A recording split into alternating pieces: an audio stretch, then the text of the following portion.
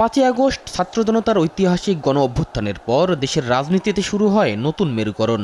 স্বৈরাচার হাসিনা দেশ ছেড়ে পালানোর পর রাজনীতিতে কার্যত নিষ্ক্রিয় আওয়ামী লীগ হারিয়েছে সামনে আসার নৈতিক অবস্থানও। এমন পরিস্থিতিতে রাজনীতির মাঠে খানিকটা বিপরীতমুখী অবস্থানে দীর্ঘদিনের রাজনৈতিক মিত্র বিএনপি জামাত। বিভিন্ন সময়ে দুদলের শীর্ষ নেতাদের বক্তব্যে প্রকাশ্য মতবিরোধ দেখা গেছে।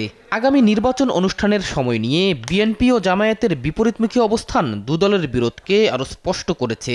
দায়িত্বশীল রাজনৈতিক দলেরা তারা এমন এমন কথা বলছেন যেটা আপনার সামগ্রিক ঐক্যের জন্য খুব একটা আপনার উপযোগী নয়। অস্থিরতা আবার শুরু হয়ে গেছে। এই গত পরশুদিন আবার ওনারা নির্বাচনের রোড ম্যাপ চেয়ে বসেছে। তবে নেতারা বলছেন বিএনপি জামায়াতের সম্পর্কের কোনো অবনতি ঘটেনি। বিভিন্ন ইস্যুতে মতপার্থক্যকে রাজনৈতিক সৌন্দর্য হিসেবেই দেখছেন তারা। কখনো কখনো নিজেদের মাঝেও তো বোঝাপড়ার কিছু বেশ কম হতেই পারে, যেহেতু দল দুইটা আলাদা। এটা হবে, এটাকে রাজনীতির কোনো অধঃপতন বলা যাবে না, যে আমরা আমাদের মধ্যে সম্পর্কের অবনতি এটাও বলা যাবে না। এটা যার যার চিন্তার মুক্ত চর্চা, এবং এটি হচ্ছে বিউটি অফ ডেমোক্রেসি। এটা মেনে নেওয়া আমাদের সকলের জন্য কল্যাণকর। বিএনপিও যদি আমাদের কিছু সমালোচনা সঙ্গত কারণে করে, এটার গুরুত্ব আমাদের দেওয়া উচিত। আমরাও যদি কোনো সঙ্গত পয়েন্টে তাদের দৃষ্টি আকর্ষণ করি, আশা করি তারাও সেই গুরুত্ব দেবেন। সম্পর্কটা নতুন করে বাঁক সৃষ্টি হয়নি কোনো, আর নতুন করে যে খুব বেশি ঘনিষ্ঠ হতে হবে এমনটাও আমরা তাগিদ অনুভব করছি না। কারণ নিজের ভুল যদি নিজে না ধরতে পারি, অন্যজন ধরিয়ে দেয়, সেটাকে তো আমরা স্বাগত জানাই। রাজনীতির মাঠে দুটি দলের আলাদা লক্ষ্য উদ্দেশ্য থাকাটা অস্বাভাবিক নয় বলেও মনে করেন নেতারা। দল তো দুটি আলাদা, দুই দলের আদর্শ এক নয়, কিন্তু দেশের স্বার্থে স্বৈরাচারের বিরুদ্ধে সবসময় আমরা অন্যদের সাথে কাজ করেছি। এমনকি বিএনপি যখন ক্ষমতায় ছিল 91 থেকে 96 সাল, সেই সময়টা কেয়ারটেকারের দাবিটা আমরাই কিন্তু সর্বপ্রথম উত্থাপন করি।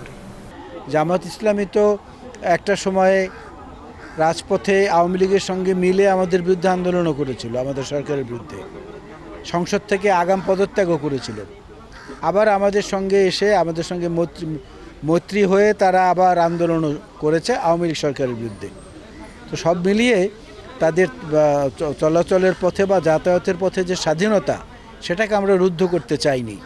এই জন্যই জামাত ইসলামী যে পথে এগুতে চায়, আমরা তাতে সন্তুষ্টি কিংবা অসন্তুষ্টি কোনোটাই এই মুহূর্তে প্রকাশ করার মতো কোনো অবস্থা হয়নি। আর বিশ্লেষকরা মনে করছেন রাজনৈতিক ভিন্নমত থাকলেও নিজেদের স্বার্থেই সম্পর্ক অটুট রাখবে বিএনপি জামাত। কিন্তু আবার বেশি দূর অগ্রসর হয়নি কেন? কারণ বিএনপিরও কিন্তু জামাতের প্রয়োজন। কারণ এই মুহূর্তে এই সরকারের বিরুদ্ধে বিএনপি কিন্তু কঠিন আন্দোলন যাবে না। তারা একটা প্রেশার উপর রাখছে যে তোমরা নির্বাচনটা দেওয়ার ব্যবস্থা করো। কারণ তাদের একটা ভয় আছে। কোন ভয়? ওই যে -2 একটা ভয়, এই ভয়টা আছে তাদের। ফলশ্রুতিতে জামাতকে অনেক দূরেও সরাতে চাচ্ছে না। হ্যাঁ, যার জন্য তারাও ধীর গতিতে অগ্রসর হচ্ছে। জাতীয় স্বার্থে মৌলিক ইস্যুগুলোতে বিএনপি জামায়াত এক না থাকলে পতিত আওয়ামী লীগ সুযোগ নেবে বলে মনে করেন বিশ্লেষকরা। শাহিদুজ্জামান সাকিব, দেশ টিভি, ঢাকা। কোনো অন্যায়ের কাছে মাথা নত করেনি।